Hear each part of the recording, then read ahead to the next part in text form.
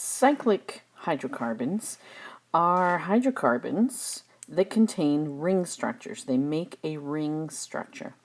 So again, hydrocarbon contains hydrogen and carbon only. So to name them, the root is determined by the number of carbons in the ring. The suffix is determined by the type of bonds. Are they single, double, or triple? So is it an alkane, an alkene, or an alkyne? And the prefix cyclo is used.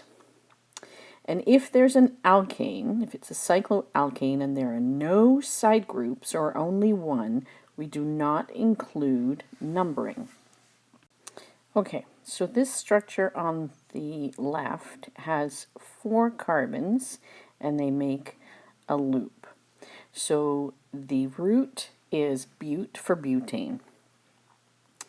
It's single bonds. There's no double or triple bonds between the carbons, so it's an alkane, so it's butane. And there's no side groups. They're completely surrounded by just hydrogen atoms. So the name of this compound is cyclobutane.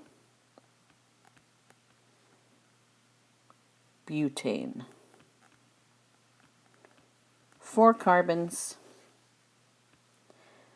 single bonds, and it makes a cyclic structure. Okay, we're going to take a look at this structure on the right. Now this is how cyclic structures are preferred to be drawn because it's less cluttered. And this is where line structures really are useful. So if you count the number of carbons, 1, 2, 3, 4, 5, the root for this is pent. And there's no double bonds, so this is pentane. So this is cyclopentane, but that will only account for this portion here. It does not take into account this side group. Now there's only one side group here, and it is only 1 carbon in length. So the root is going to be pentane. We're going to put cyclo in front of it, and then there's a methyl group attached to it. So this structure contains 6 carbons altogether. So this is methyl cyclopentane. We don't need a 1 to say that that methyl group is attached to carbon number 1. It's understood. Now if the cycloalkane has 2 or more side groups, then you do have to number, but you have to number in the lowest possible combination. So this, for instance, would be carbon number 1, and then because you always pick the lowest number combination, this would be carbon number 2, or vice versa. The lower one could be 1, the one above it could be number 2. And that's because you count this way. If you counted this way, it would be 1 and 5. So 1 and 2 is the lowest number combination. So this is again 5 carbons, cyclic structure. So single bonds, so the root is pentane. It's cyclic, so it's cyclo. And then it is 1 and 2. You have to specify which carbons the side groups are on. And there are 2 methyl groups, so it's di for 2 methyl. So this structure is 1,2-dimethyl cyclopentane. Okay, if it's a cycloalkane and the numbers are the same from either direction, so it's symmetrical. So here I have got 1, 2, 3, 4, 5, 6 carbons. So this is carbon number 1, this is carbon number 4, or this is carbon number 1, this is carbon number 4. So the numbers are the same no matter which way you go. Then the lowest number goes to the first alphabetical alkyl group. So the lowest number goes to alphabetical which side group comes first. So we have a methyl group and an ethyl group. E comes before M, so the lowest number, number 1, goes to the ethyl, and number 4 goes to the methyl. So this is 1 ethyl, 4 methyl, cyclohexane.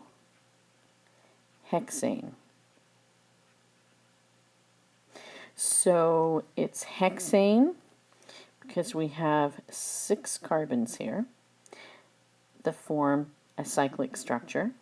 We've got 1 carbon alkyl group, and we've got 2 carbons connected together in an alkyl group, so that's an ethyl.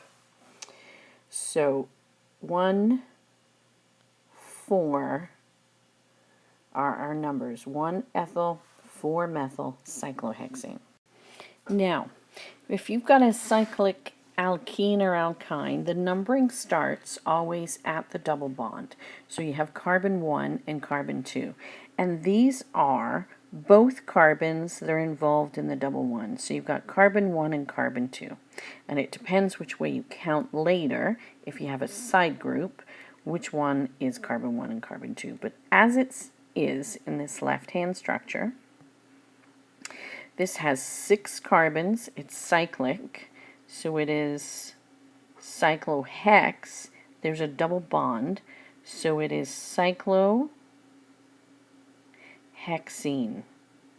You do not need to put in the number for where the double bond is for a cyclic compound. You only have to put in a number if there's a side group on it. So this is just straight up cyclohexene. Now the next structure, you will still follow all the rules going to get the shortest number combination possible. So I'll do it in 2 different colors. If this is carbon 1, this has to be carbon 2, 3, 4, 5. That would be 5-methyl cyclohexene. But if you go the opposite direction, this is carbon 1 and this is carbon 2. Carbon 1 and 2 have to be the 2 carbons at either end of that double bond. Then the methyl group is actually on carbon number 4. So this is still cyclohexene,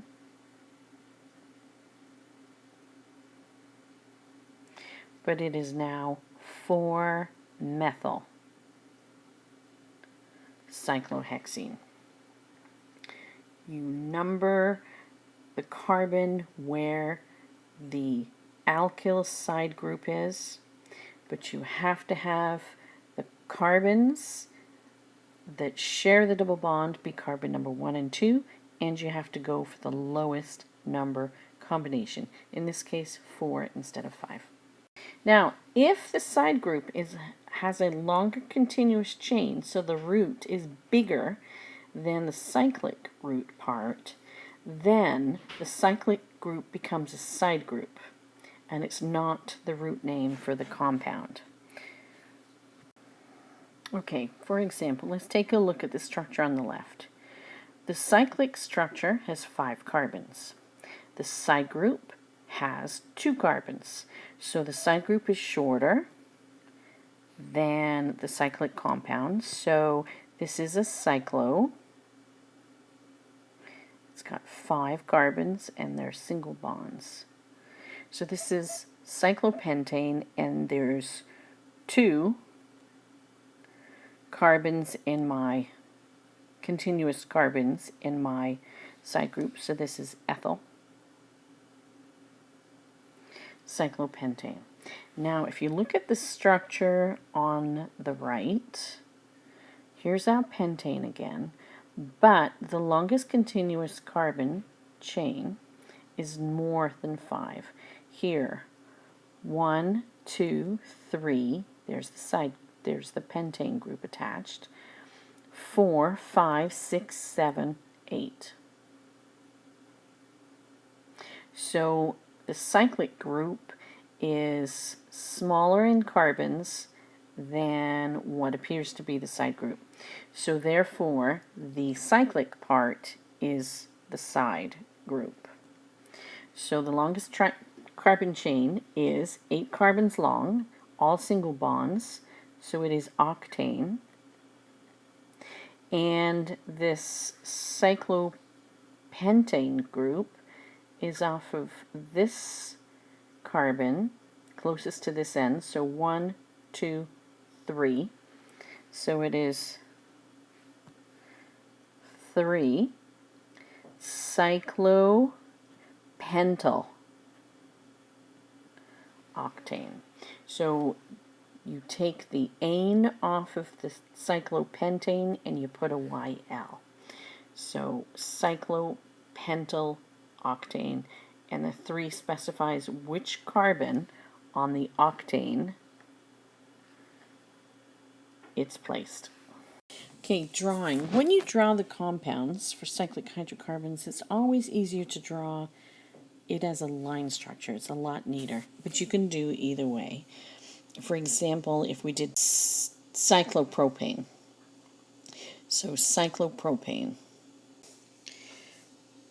There's 3 carbons in propane, and we make it into a cyclic structure. Because it's saturated, it contains all the possible hydrogens it can. So you can see it's a little bit messy, but if you follow the shape of the carbons, you can get your line structure pretty simple. So there's the line structure for cyclopropane. And there is the structural formula. Okay, what if we want to draw 3-methyl cyclohexene? So we know we have a cyclic compound and it has 6 carbons. So it's going to make the shape of a hexagon, a 6-sided polygon.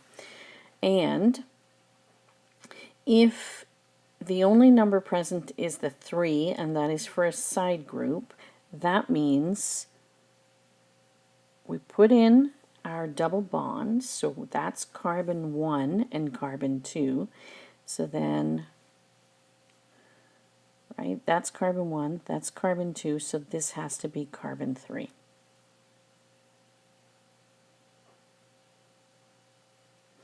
Or, if you wanted, you could put the methyl group over here, but it's still the same thing. This is carbon 1, this is carbon 2, this is carbon 3. So it's the same thing. You could rotate this, right? You could take this image and flip it over. So if I take this and then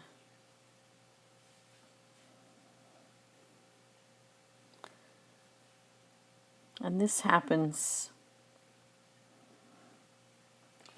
in nature all the time, right? Molecules are constantly moving. So now 1, 2, 3. So it's almost the exact same. It's just got to rotate like 30 degrees. So just make sure you start from one side and get the lowest possible combination. Don't start from here and go around. Start from here and go towards the side group so you get the lowest possible number combination. Physical properties. So they're still hydrocarbons, so they still only have London dispersion forces because they're nonpolar molecules. So it turns out they're all insoluble in water except for cyclopropane, and they're insoluble because they cannot hydrogen bond with water. They're not polar. The boiling point for cyclohydrocarbons is slightly higher than the same number of carbons in a straight chain. So that indicates that the forces of attraction are a little bit stronger, but it's still London dispersion forces.